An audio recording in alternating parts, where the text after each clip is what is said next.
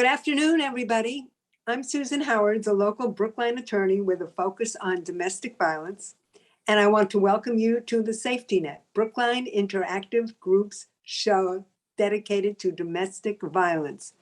But during COVID, we have expanded the topics to include many, many other topics. And today we're going a bit off script because we have somebody very, very special. I think, as you all know, the arts are intrinsic to helping people heal from trauma. And with us today is Melissa Bernstein, artistic director.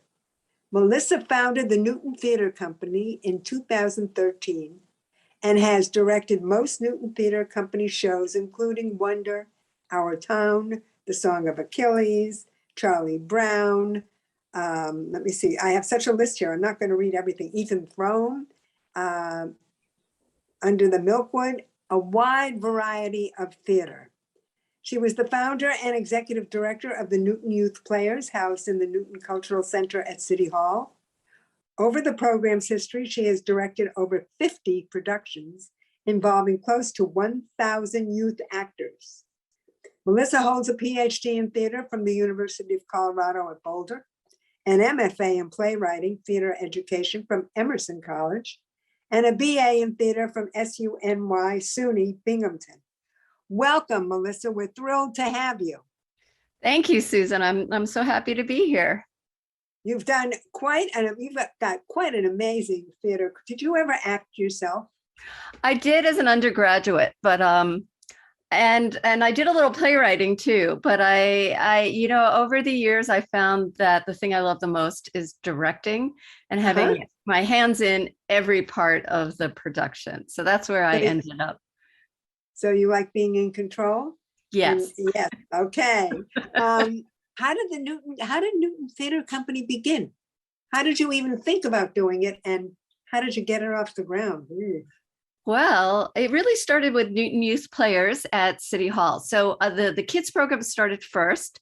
Linda Plout was my mentor and my boss at City Hall, and I came to her with an idea many, many years back to direct a show of Annie with kids, because I had done it at the Chestnut Hill School summer camp for many summers. I did children's theater, and I just adore kids.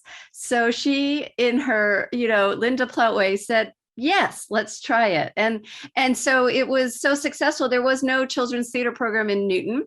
So we started a children's theater program that ran through the city.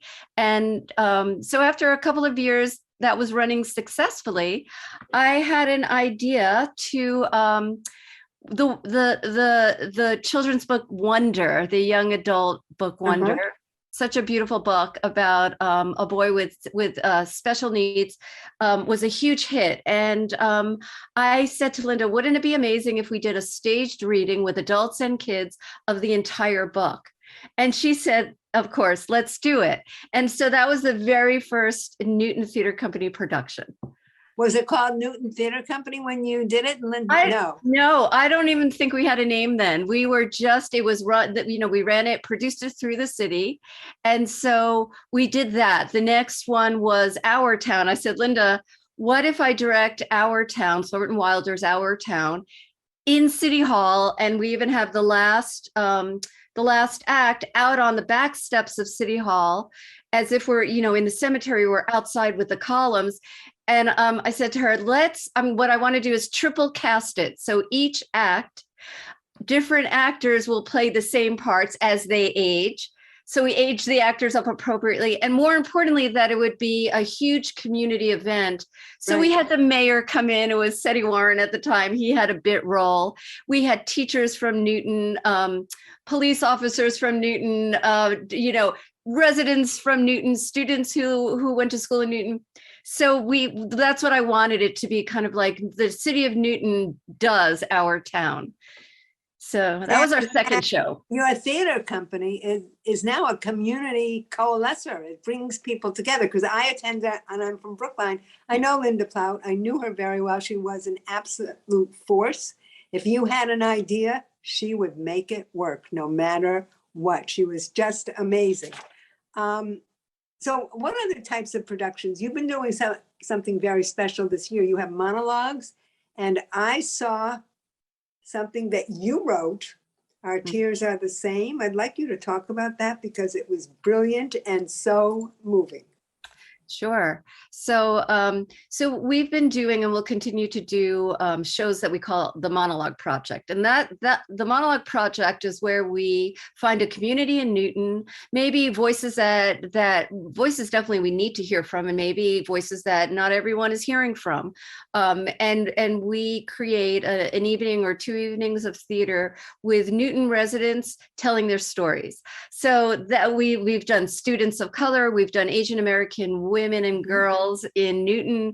Next fall, we'll do the Monologue Project, the Renters Edition. So folks who rent in Newton, who don't really have as large a voice as perhaps they should.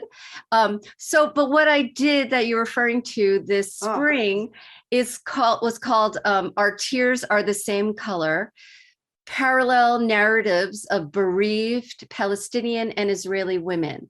And so those were real stories. I interviewed 4 women bereaved, 2 Palestinian women and 2 Israeli women, who are all members of the Parent Circle. That's a peace organization in Palestine and Israel that gets some funding, from all over the world. That's how I was introduced to it. So we support it.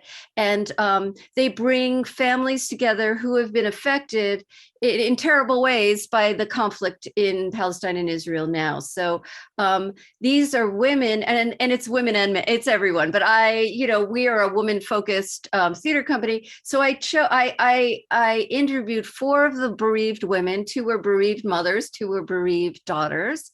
And I asked them and the organization, so with partnering with the organization, the Parent Circle Families Forum, I asked if I could turn the monologues into a play. And so after hours and hours of monologues, which I did on Zoom, which was so helpful because the actors could refer to the interviews and see who these women were and how they told me their stories. But I whittled the stories down, but I didn't add any, there's nothing fictional in the play. So any part of the play is their actual wording, their thoughts, their feelings, and their stories. And so out of these 4 interviews, we created a play, which was about an hour long, with 2 actors who each played an Israeli woman and a Palestinian woman.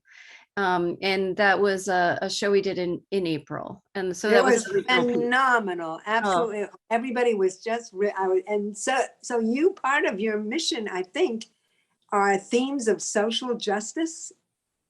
Yes?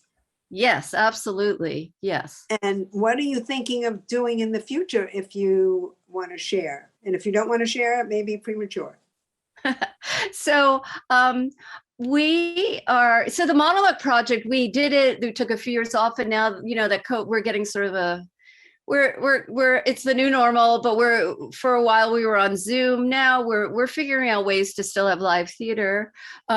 We want to really highlight different groups. So next year it'll be renters in Newton. We'd love to highlight the immigrant community in Newton. We are very aware of what's going on with abortion rights now, and that's something else that we would like to delve into if people are willing to tell us their stories. You would keep their names anonymous. We would keep, right. So that might be a different way to go. Either it's a one woman story that we create into a play, or maybe it's more like Our Tears Are the Same Color. We would use actors who would tell the stories. That's the beginning process. Another idea was to just talk about mental health issues and mental health in Newton, and see perhaps the Monologue Project would be teachers and social workers and doctors and folks suffering, with the challenges of mental health, have them talk to the community. So we really want this feeling of who is out there, and how can we connect to them, and how can we connect Newton and the environs and Newton residents and others to each other in this kind of lonely COVID world.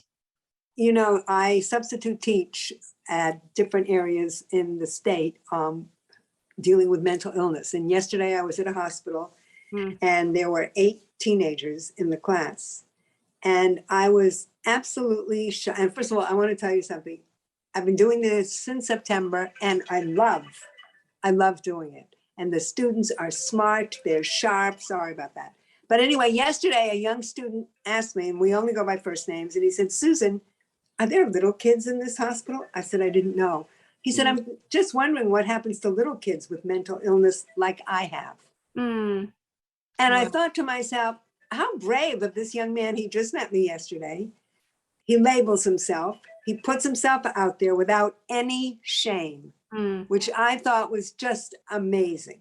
So I understand your concern for mental illness, and it's been a real learning experience for me, which takes me to the next question. I truly believe the arts are healing, whether it's painting, whether it's music, but particularly theater, because that's my passion.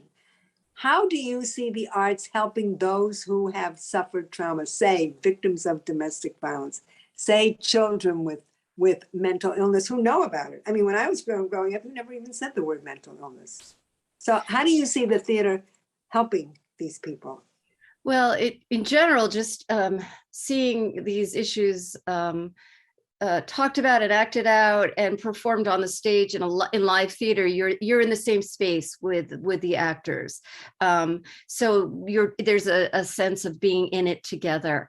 I think there are particular things we do can be helpful. You know, we do a Greek drama, a Greek tragedy every summer, and there have been so many studies now, and there is a theater group, Brian Doherty's, I think it's called Theater of War, where he actually has stage readings with very famous actors. They've been doing it on Zoom the last 2 years, where he takes a specific Greek tragedy, he pares it down, maybe it's a half an hour, 40 minutes long, takes it to a very specific community. So he'll take a Greek tragedy to a group of vets, war veterans, and they get to sort of act out with all the intense feelings and themes coming up in Greek tragedy, and then he leads discussions after it. He's done it with mental illness. He's done it with like plague and COVID. It's quite powerful because the Greek drama, there's no subtext. It's all out there. They are telling you how they feel, and you're meeting them at these very intense moments. And there's a lot of ritualistic talking through their trauma, the character's trauma. I mean, if you noticed in the last play we did, Iphigenia Among the Taurians, it actually ends happily. The characters, this is the House of Atreus characters, Iphigenia, Orestes, over and over, they give you the story of their trauma and their family trauma. And it seems almost a ritual that to say it out loud and to say it to others, right? They're saying it to an audience. So that I'm fascinated by Greek tragedy and how the healing powers that we don't even know what it's doing. It just is so connective and powerful. The other flip side would be our Monologue Project, and I'm glad you mentioned the word shame with mental illness, and that was almost before the leaking of the information from the Supreme Court. A few of us at New Theater Company were talking about abortion stories before it even went down, because the focus that we were talking about was the shame of being able to tell anyone that this is something that's happened to you. And I talked to someone very dear to me and who said, I've told so few people in my life. I don't know why that is, but it is. And I feel like mental illness is the same thing. And the thinking is, if we can get folks who are brave enough to get up and tell us their story, perhaps with the abortion stories, it would be actors, but who knows, maybe it would be people in the community. It would take the stigma away from it somewhat if you're sitting in the audience feeling the same thing. And I bet you half the audience will be feeling the same as you. And here's someone, it's a way of sharing stories. I saw that in the class, yet when this little boy asked me about, do these little kids have mental illness like I have? I was stunned. And I saw everybody in the class sort of look up. And I said to myself, somebody's doing a really good job of counseling this young man. I don't know about the others. Just the fact that he can say it to a stranger, to an adult, and in front of his classmates, to me was incredible. And I think, at least in the work I've done this year, I'm seeing that these young people are not ashamed Yeah, yeah, the yeah. way Yeah. adults are. I mean, I have adult friends who get help and they don't even want to talk about it. Yes. They're very embarrassed. They don't want anybody to know. Don't tell anybody that I see a counselor or a social worker. I mean, it's not for me. And even in my practice, I see people who don't even want to reveal to me when it's integral to the case. You know, if you're a victim of domestic violence and you've been forced to have relations with your husband and your partner, and as a result of that, there's an unwanted pregnancy, I'm often the last to know. And that's a really big part of abuse. If there's forced unwanted, and that's coming out with this in the discussion with what's coming down from the Supreme Court. So I think the work you're doing is very risky. I commend you for it, not just intellectually or emotionally, but just as to how it's perceived, because you really don't know. How is the community going to perceive renters, given that we have inflation and rents are sky high and landlords are saying, we don't know what's going to come down. So I think you're very brave to be doing this, and I'm so grateful that you are. Your theater company is an all women-led board Yes. and all female staff, Yes. and casts are often made up of all female actors. Yes, on purpose, non-male actors, because it's so much more exciting for me to direct or to watch a show, a classic. Like we're in the winter, I'm doing George Bernard Shaw's St. Joan. I want to do it all women. It's so much fun. It's so playful. And here are all these, classic plays with so many male parts that women don't get to play. And way back when, even Right. they didn't even get to play their own, the female part. So we have, it's wonderful. And you discover new things all the time. You put different kinds of people in these roles. It's delightful. And that's the kind of theater I love seeing, really just kind of flipping the gender, and is fascinating to me. And where do you get your actors? That's another thing, because you have phenomenal, tops, really. And I saw them at the Hyde Center outside. We were sitting out, they were wonderful. Where do you find them? So, it's been now, we're coming up to our 10th year of Newton Theater Company. And we really have developed this wonderful troupe of actors. A lot of them live in Newton. I have a few equity actors, so professional actors who we somehow get the money to pay for, because we have to compensate everyone. We've got folks who get in touch with me and are interested. I keep my eyes and ears open, and over the years, we have actors who keep coming back, and I keep asking them back, because it's also terrific to work with. We always are looking for new actors. We need new blood, new faces, but to have a core group of actors who have worked together. There's no getting to know you. They know me, they know how I direct, I know them. It's a big theater family. And we sort of we don't start at point A, we can start at point D and then move on. How has COVID affected the theater company, you, and how has it changed your mission and your vision, if it has? Well, we did go on Zoom, and we actually did a lot of Zoom plays. My husband is a engineering genius, and so we set up in our basement a little studio. We would set. It was just my husband and I. Actors were all in their homes, but we would send them microphones. We would tell them how to do the lighting. And we started getting having a lot of fun and getting kind of sophisticated with design and background and sound effects. We also played around with the Zoom, the idea that it was on Zoom. So we had a lot of fun passing drinks, I'm below you now on my Zoom screen. If I had a drink, I'd pass you a drink, you would quickly grab your own drink and take it from me. We were doing all this physical Zoom theater, which kept us laughing. So for 2 years we were on Zoom. There were a few shows we tried to go live this year and had to quickly move to Zoom. We had an all-female cast of Macbeth that we were ready to do, and it was scheduled for mid-January. That was the height of Right, the surge, right. That Yeah. surge, I mean, where it was really bad, and we just canceled it live, went to Zoom. So I think how it's changed us, we just did a live show outdoors. It's wonderful to be outdoors. But whereas I think our mission is the same, and our mission is just stronger. I think the social justice part of our mission has just gotten stronger going forward. I think the idea of having actors and staff of color, board members of color is so key. And we do, our board is is a wonderful group of so many different, wonderful, amazing women. So I think it's just that part of our mission has gotten stronger. What's changed is as I think about next year, we usually would, by September, I would give the whole, pre-COVID, I would say, here's our season. And we could stand by it, right?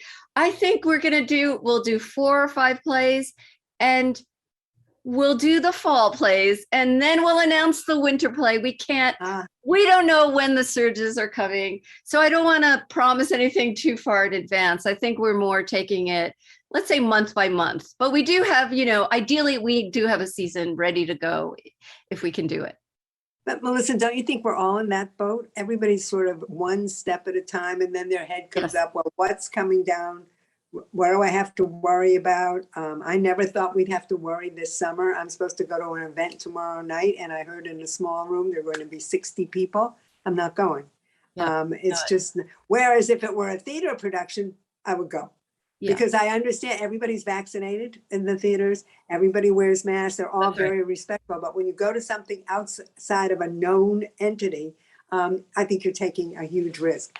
We're running out of time. What would you like our viewers to know? We're outside of Newton, but I want to tell everybody, I go to every single theatrical endeavor that Melissa puts on. She does amazing work, just amazing. So what would you like us to know? And if you could put your information at the bottom, Ian will run it. Yeah. And how can we help you aside from attending? Okay, so I think attending, first of all, Susan, you have been at every show, and you are always, when I see your face, I'm like, Susan's here. I'm so happy. And you've been what an amazing fan. I love that you come to all our shows. Oh, amazing. We need to spread the word that we're out here. I think that's our biggest problem right now is no one knows there's a Newton Theater Company. So finally we do June shows outside at the Hyde Banshall in Newton Highlands, but we have a home at St. John's Episcopal Church in Newtonville. So that's where we'll be next year. Where is it, Melissa? So it's 96 Otis Street. So this is, okay, we'll put that up. Yeah. Okay. Otis Street in Newtonville. It's a block away from Newton North High School. But what I would say to do is to go on our website, newtontheatercompany.com, and just click on the button that says, I want to join the email list. Because then, and we try not to bombard people, but we'll let you know the show's coming up so you can buy tickets and come see us. So I can put that. That's great. I'm going to put that in the chat, the website. Perfect. And where do you go for the summer? I thought that was most interesting. I go to Chautauqua, New York. And so it's called Chautauqua Institution. It's a 9-week summer festival of the arts, of lectures, of plays, music, opera. It's on a lake. There are summer camps for the kids. There's a big amphitheater, and each week is a different theme. So it could be global warming. And then in the morning, everyone goes to these free open air lectures in the amphitheater where you'll have like global experts on global warming, right? The experts of, in that field speaking to you every morning. Then there are various lectures that you go to or not in the afternoon, or you take a swim in the lake, or you do a yoga class, but it's ongoing like that for 9 weeks. That's just fabulous. Melissa Bernstein, Newton Theater Company. We're so happy that you joined our show. Brookliners, pay heed, cross the line, and go to Newton to see these fabulous performances. Thank you so much, Melissa. Thank you so much, Susan. Till the next time, that's it for Safety Net.